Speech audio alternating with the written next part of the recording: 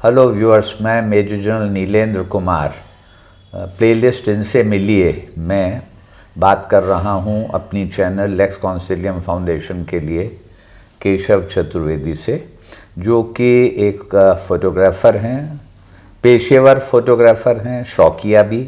उसके अतिरिक्त voice over में रहे हैं, ट्रांसलेशन किया है और मीडिया में इनका जुड़ाव रहा है हिंदुस्तान टाइम्स से, दैनिक जागरण से, दैनिक भास्कर से, trans world international, business India TV, energy next, और इन सब के अलावा ये पर्यावरण से भी जुड़े हुए हैं।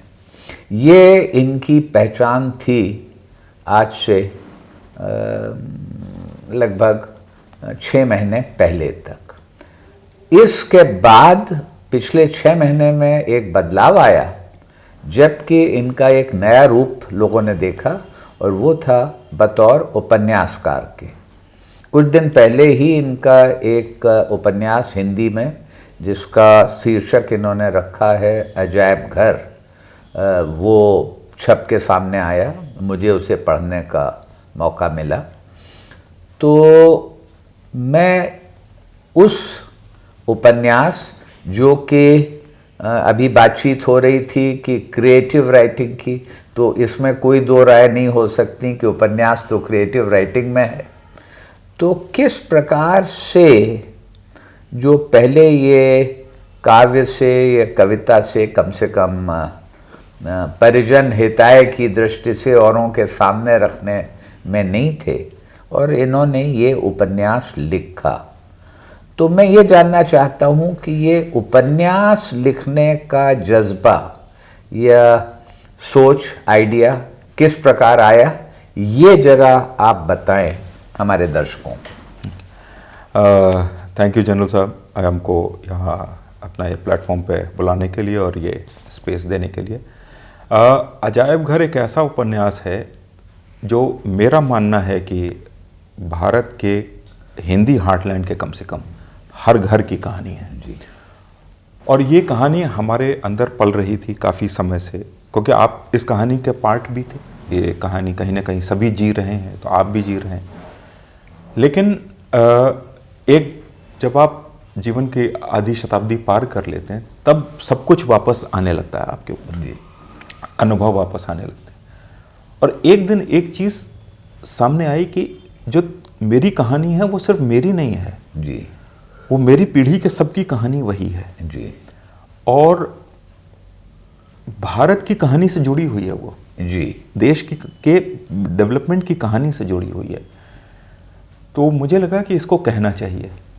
अच्छा, बहुत से जो यथार्थ है, न्यूज़ है, या जब आप रिसर्च बेस्ड कहानी किताब लिखते हैं तो उसमें आपको फैक्ट्स देने होते हैं, और हर फैक्ट को जस्टिफाई करना पड़ता है कि इन्होंने ये कहा था तो कहाँ कहा था, ये सारी बातें होती हैं। तो वो आपको एक लिमिटेशन देता है जी। किताब की वैधता को बढ़ाता ही है। बिल्कुल ठीक है, क्योंकि जो कथानक आगे बढ़ रहा है, हाँ, तो उसमें जब खास तौर से 30, 40, 50 साल का सफ़र तय हो रहा है, तो जो बात आप कह रहे हैं वो उस समय के दृष्टि से सार्थक होनी चाहिए, बिलीवेबल होनी चाहिए, विश्वसनीय। बिल्कुल ठीक कह रहे हैं। तो फैक्ट्स जो हैं वो आपकी किताब को एक बहुत पैना बनाते हैं और यथार्थवादी बनाते हैं, और उसमें एक विश्वसनीयता देते हैं। लेकिन वो आपको एक सीमा भी बांध देते हैं आपके, आप उसमें कल्पना की उड़ान नहीं ले सकते। अब मैं अपने पिता को बहुत सारे किस्से सुनाते हुए देखता था और उनके किस्से सुनता रहता था, तो मुझे लगा कि एक कहानी ऐसी कही जाए जिसमें कि यथार्थ जो है वो पार्श्व में हो, यथार्थ तो बैकग्राउंड में रहे, लेकिन उस दौर में क्या क्या कन्वर्सेशन रहे होंगे। जैसे होता क्या है कि हर पीढ़ी अपने से पहले वाली पीढ़ी को महान मानने लगती है।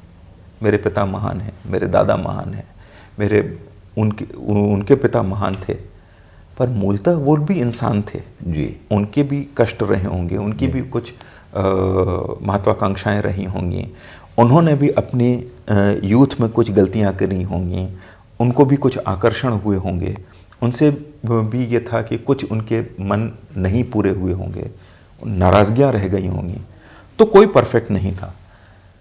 तो फिर एक पॉइंट आया जब ये लगा कि अगर मेरे पूर्वज परफेक्ट नहीं थे तब कैसे जीवन जिया होगा। तो उसके बाद फिर जितने किस्से कहानियां दिमाग में थे उनको एक लड़ी में पिरो के बताने की कोशिश करी कि हम लोग जो है सब एक अपने माता पिता के चेहरे ही नहीं लिए हैं, उनकी अच्छाइयाँ बुराइयाँ भी ली हैं और ऐसे ही प्रवाह रहा है। ये आपने बताया, आपका जो अप्रोच रहा इस उपन्यास को लिखने का, ये सब चीज़ें उससे ताल्लुक़ रखती थी। मैं ये भी जानना चाहता हूँ कि ये उपन्यास लिखने का विचार कैसे आया, उसको आपने कैसे कार्यान्वित किया वो आपने भी बताया जी। लेकिन मैं उसके मूल पर जा रहा हूँ कि what led you to embark on this venture, ये मैं जानना चाहता हूँ। क्योंकि इससे पहले आप जुड़े हुए थे और बहुत सारी चीज़ों में जिसमें आपने अनुभव किया, नाम कमाया, नामा कमाया, और उसके बाद एकदम से ये उपन्यास। तो what led you to embark on this venture, to try out this विधा, जो उपन्यास की विधा, ये भी मैं जानना चाहता हूँ दर्शकों के लिए। ये एक बड़ी पर्सनल सी जर्नी है जी, और वो उसका जो मोटिवेशन है, प्रेरणा है, वो ये है। वो क्या थी प्रेरणा? वो प्रेरणा ये थी कि मैं खुद अपने व्यक्तित्व में देख रहा था कि मेरे अंदर बहुत सारी नाराज़गियाँ हैं जी, और उन नाराज़गियों के कारण बहुत सारी सीमाएं हैं, सीमितता व्यक्तित्व में विकसित हो रही है। इम्पॉर्टेंट चीज़ आपने कही, जो कि इससे कि आपका जो अपने बारे में सोच थी, जो सपना था या जो उसका निष्कर्ष था अपने बारे में, उन सब ने आपको प्रेरित किया या बाध्य किया इस उपन्यास को लिखने को, ये कहना चाह रहे हैं? बिल्कुल यही बात है कि जो इसकी भूख अपने अंदर से आई कि वो जो तमाम नाराज़गियाँ थीं या तमाम सवाल थे या वो तमाम दूसरों से जो अपेक्षाएं थीं, और पर जो ग्रोइंग अप के टाइम में जो कमियों का आपने महसूस किया, जिनके कारण आप में वो नाराज़गियाँ विकसित हुई, तो आपको लगा कि आज कोई है नहीं आपके सामने, तो जैसे कहते हैं ना कि जर्नलिंग कर दो, एक बार अपना जो अंदर है वो सब बाहर निकाल के रख दो, तो उससे कुछ राहत मिलेगी। तो वो आगे पेश करने के लिए, जग जाहिर करने की ये भावना जागृत हुई। ये बहुत आवश्यक है और बहुत खुशी की बात है कि केशव जी ने इसको बहुत ही प्रभावकारी रूप में अपने उत्तर में इसको बताया कि कोई भी क्रिएटिव इंसान जबकि अलग अलग विधाओं में जुड़ा हुआ है, उनसे लगा हुआ है, लेकिन उसमें भी वो एक सफ़र जारी रहता है और वो एक क्या नया रूप ले लेगा और किस प्रकार सामने आएगा, उसका एक उदाहरण ये अजायब घर नामक उपन्यास है जो कि आपने लिखा है।